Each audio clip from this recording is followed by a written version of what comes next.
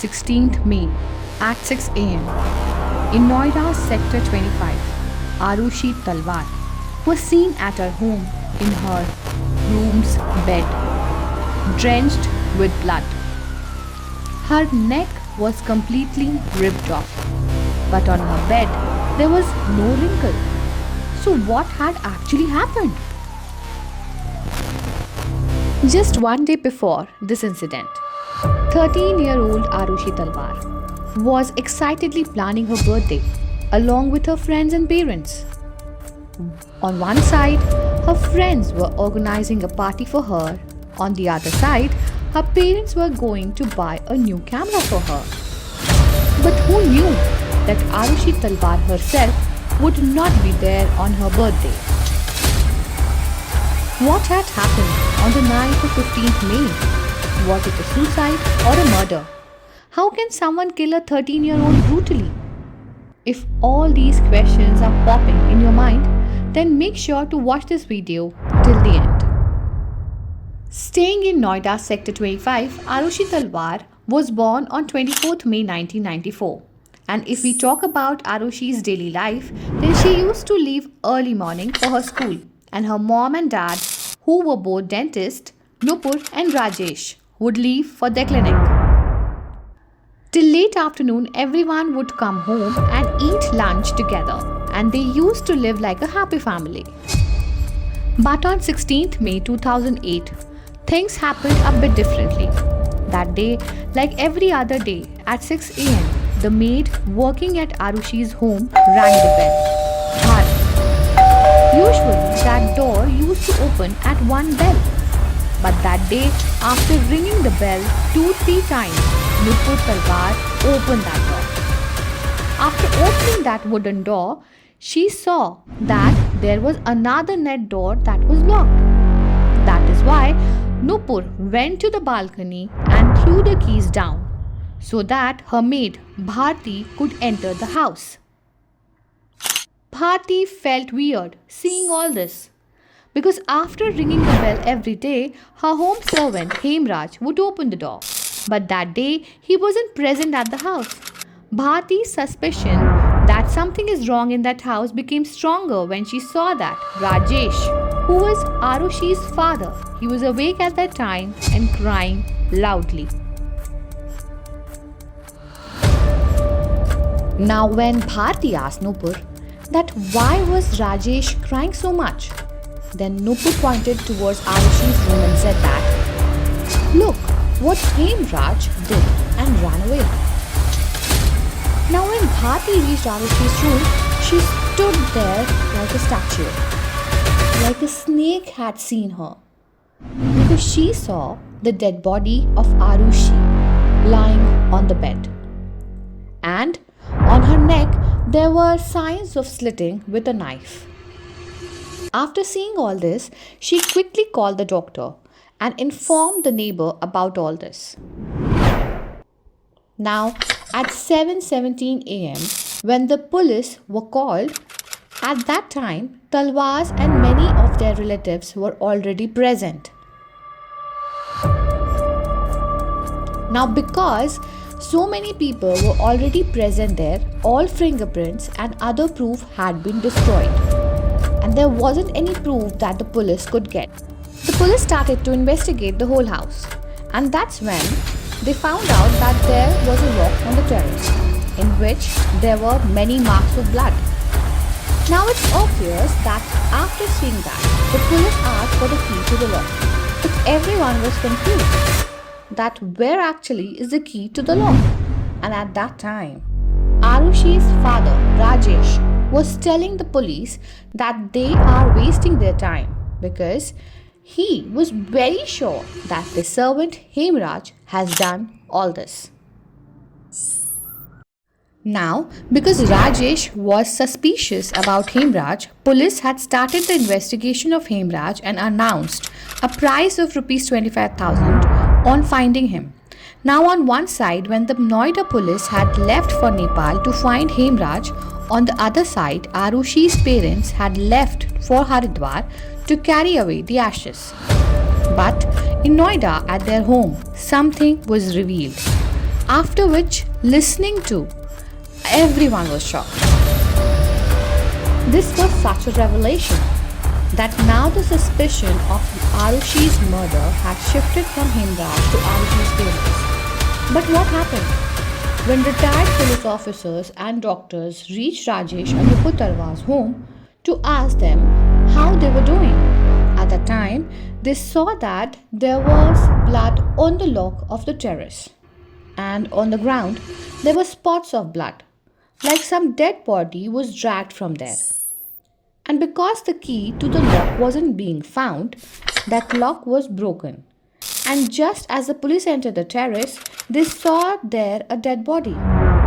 The condition of the dead body was so bad that identifying it was almost impossible. Drenched in blood, the neck ripped off, and deep wounds on the whole body.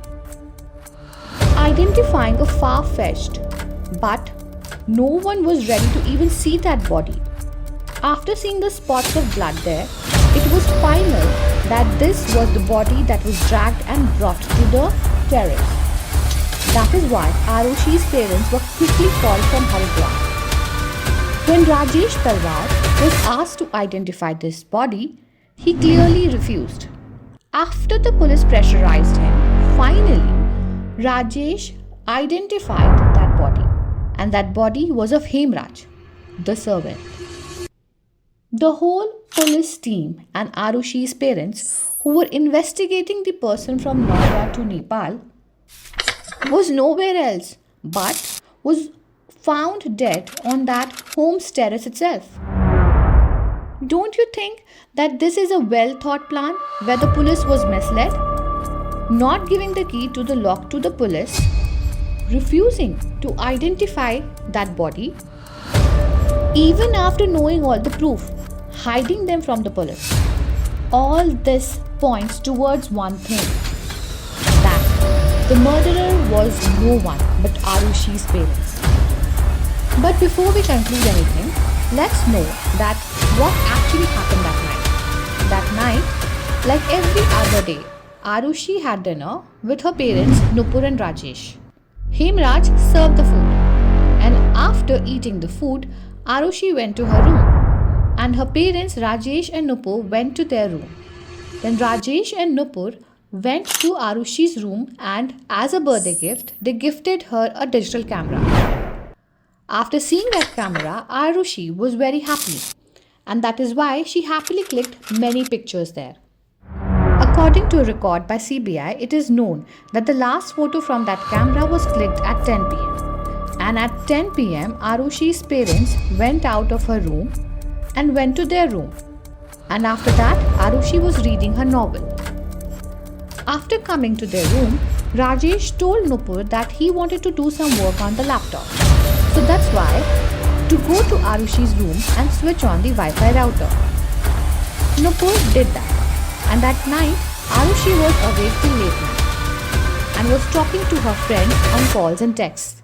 But according to the report of CBI, Arushi's phone wasn't available after 9:10 pm.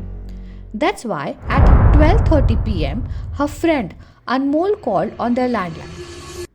No one picked up that call. That is why he also sent a text to Arushi, but that text was never delivered.